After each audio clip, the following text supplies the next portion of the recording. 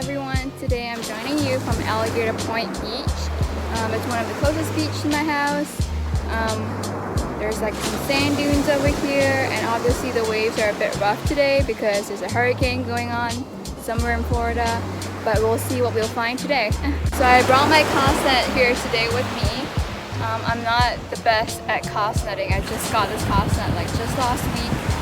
But I've heard that there's a lot of shrimp here, so we'll see if we can catch any or not. Fingers crossed.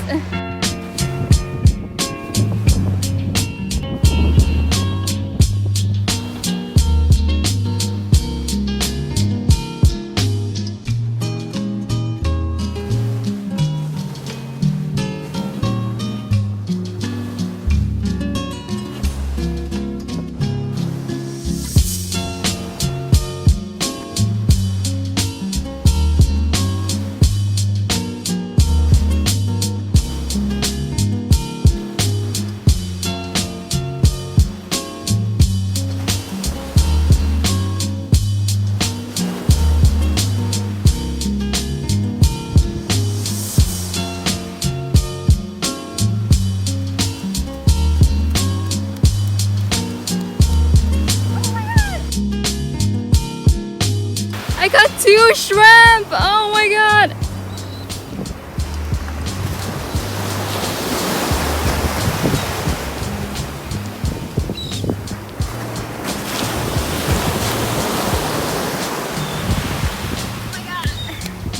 So these are white shrimp or Penaeus sativarius.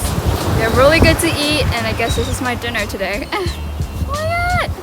Let's see if we can catch more or not. So right here we have signs to protect the dune, so people will not step on it. So these signs were actually installed by our local sea turtle patrol. And they have it like all over the dunes over here.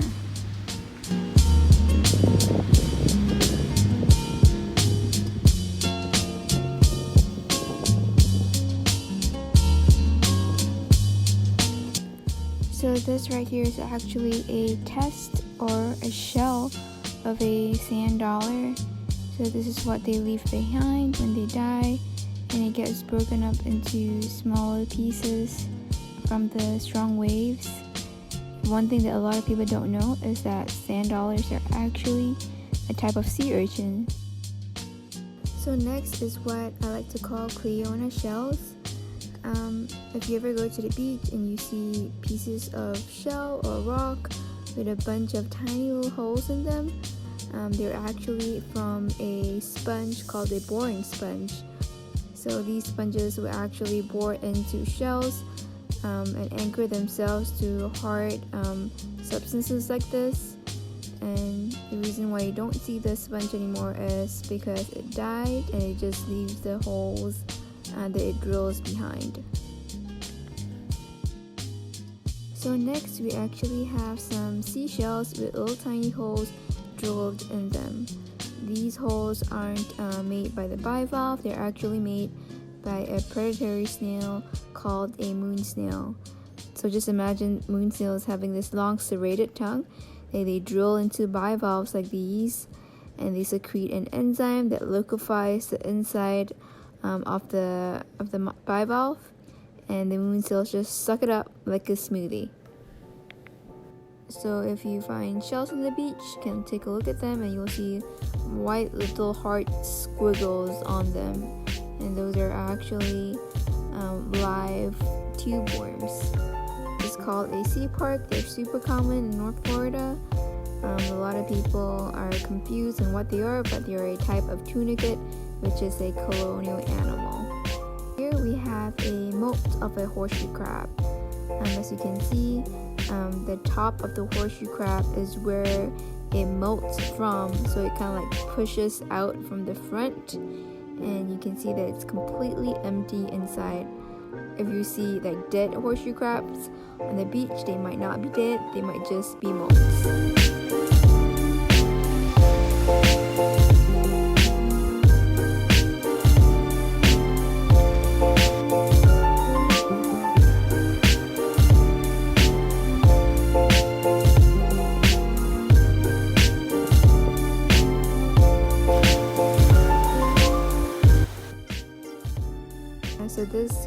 is really interesting. It's called a Coquina clam, and they come in all colors and patterns.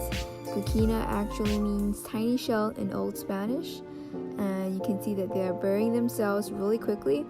They use their little tiny foot to bury themselves in the sand to hide from predators like crabs or seagulls.